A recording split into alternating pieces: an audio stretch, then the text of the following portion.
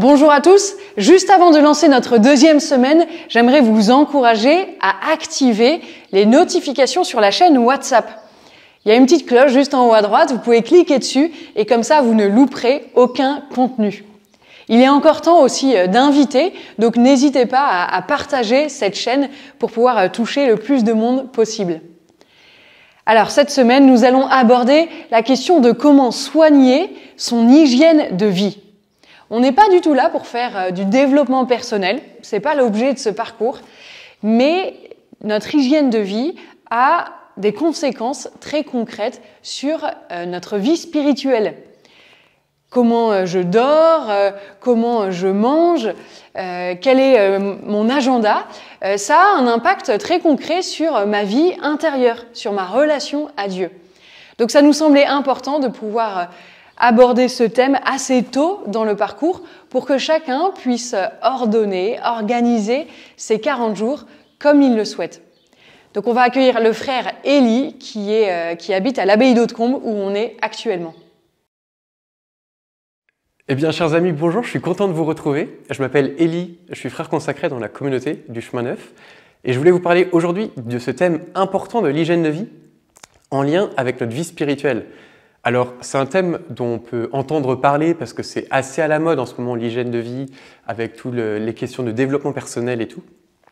Mais c'est aussi un thème qui peut nous faire penser à des choses pas forcément très agréables. Des mots comme structure, ordre, rigueur, difficulté. Et c'est vrai que tout de suite, ça peut nous hérisser. Bon, et moi personnellement aussi, parce que c'est vrai que j'aime bien ma petite liberté. Alors, pourquoi parler d'hygiène de vie et de vie spirituelle? J'ai été chercher une définition de l'hygiène de vie. Alors, c'est très large. Merci beaucoup, monsieur le dictionnaire. L'hygiène de vie concerne la santé. L'hygiène de vie concerne la santé. Et donc, peut-être que l'hygiène de vie concerne aussi notre santé spirituelle. Et c'est peut-être le premier point. Et puis, le deuxième point important, c'est aussi que cette hygiène de vie, finalement, nous rend semblables à Dieu et nous permet d'accomplir notre vocation. L'hygiène de vie permet d'obéir au réel. C'est-à-dire qu'en fait, c'est quelque chose qui nous oblige à être vrai avec nous-mêmes, à être en relation avec le monde, à être ancré dans ce qui nous est donné de vivre aujourd'hui. On n'est pas en dehors de nous, on n'est pas hors de nous, on n'est pas loin de ce qui se passe. Cette hygiène, elle nous oblige à être là où on est, véritablement, vraiment, sans penser à être ailleurs. Et ça, c'est vraiment l'enjeu fondamental de nos vies, c'est-à-dire de vivre ce qu'on est appelé à vivre aujourd'hui.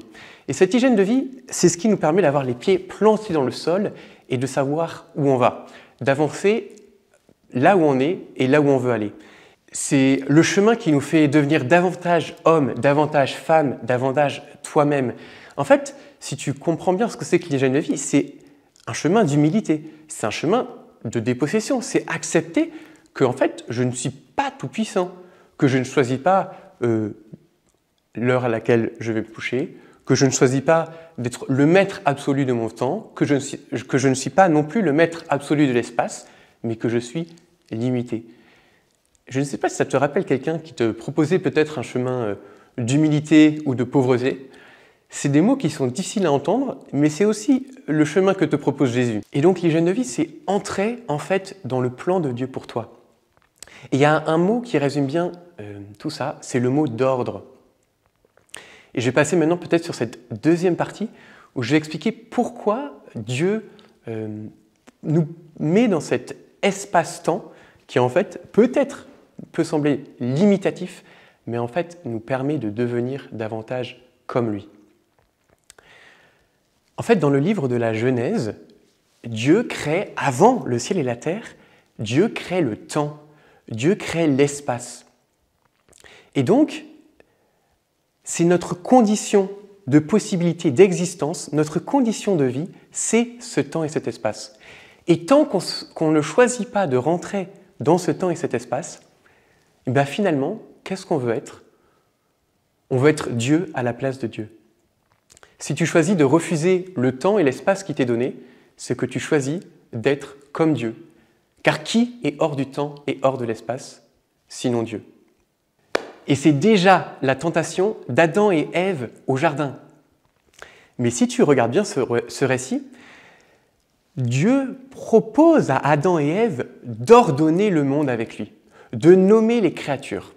Donc, quand toi, tu choisis d'ordonner ta vie, tu vas choisir de nommer les choses qui t'arrivent. Tu vas choisir d'ordonner les éléments de ta vie. Tu vas choisir de prioriser. Tu vas choisir de donner une importance à quelque chose plutôt qu'à quelque chose d'autre. Parce que c'est plus important. Et là, tu accomplis ce que Dieu a demandé à l'humanité dès le départ. Tu accomplis la volonté de Dieu dans ta vie. Parce que tu choisis ce qui est important, parce que tu ordonnes ta vie. Et le grand secret, c'est d'ordonner ta vie à Dieu. Voilà, je voulais terminer avec quelques éléments pour t'aider peut-être sur ce chemin. Quelques éléments qui, moi, m'ont aidé. Dans cette dynamique de comprendre que, en fait, cette hygiène de vie, elle est avant tout pour notre vie spirituelle. C'est très clair, on le sait. La première chose qui saute quand le cadre saute, souvent, c'est notre vie spirituelle. J'ai pas le temps, j'ai pas envie, c'est pas ma priorité, et peut-être que c'est normal. Et du coup, c'est pour ça que c'est fondamental. Parce que si jamais tu ne poses pas, voilà, cet ordre dans ta vie, eh bien, finalement, ta vie spirituelle, elle va s'écrouler, tout simplement. Quelques trucs et astuces. J'ai appris ça il y a quelques années. En fait, la journée commence toujours le soir. Si tu veux gagner ta journée du lendemain, il faut que tu gagnes la bataille de la nuit. En fait, c'est ce que les Juifs pensaient. Ils pensaient que la journée commençait le soir et que du coup, l'enjeu, ce n'est pas de se lever à 6 heures du matin pour faire des pompes ou pour méditer. L'enjeu, c'est de se coucher le soir pour se lever le lendemain matin. Parce que la journée commence le soir. Et c'est aussi ce que nous dit la liturgie catholique. Une deuxième chose, c'est le principe de friction. Si jamais tu as des difficultés pour choisir quelque chose, ou au contraire, tu as envie d'augmenter la difficulté parce que tu tombes dans telle ou telle chose qui ne t'aide pas dans ton hygiène de vie, augmente la friction, augmente la résistance à atteindre telle ou telle chose qui ne t'aide pas. Un exemple pour augmenter cette friction, par exemple, ça pourrait être, pour augmenter cette friction, tu peux par exemple donner ton ordinateur portable ou ta tablette à ton coloc le soir avant d'aller dormir. Comme ça, tu sais que tu ne vas pas regarder des séries toute la nuit. Une dernière chose, c'est peut-être d'avoir un lieu secret avec le Seigneur, un lieu d'intimité, un espace, j'allais dire un safe space, peut-être avec moins de numérique, avec moins de présence d'autrui, mais où toi et Dieu, vous pouvez être ensemble. Et dans cette hygiène, dans cette recherche, dans ce désir d'hygiène de vie spirituelle que tu as, eh ben, voilà, préserve-toi un lieu, peut-être un peu cocon, où tu sais que toi et Dieu, vous pouvez être ensemble. Où c'est comme, je ne sais pas, peut-être que si tu es en couple, tu as des temps en couple. Et ben avec Dieu, c'est pareil, tu as besoin de temps avec lui. Et bien sûr, une dernière idée concrète, aère-toi, fais du sport, respire et fais-toi du bien. Voilà, bon courage sur ce chemin à la suite du Seigneur, bon courage sur ce chemin d'hygiène de vie personnelle et d'hygiène de vie spirituelle. L'enjeu, c'est, comme Dieu, d'ordonner ta vie. Bon carême.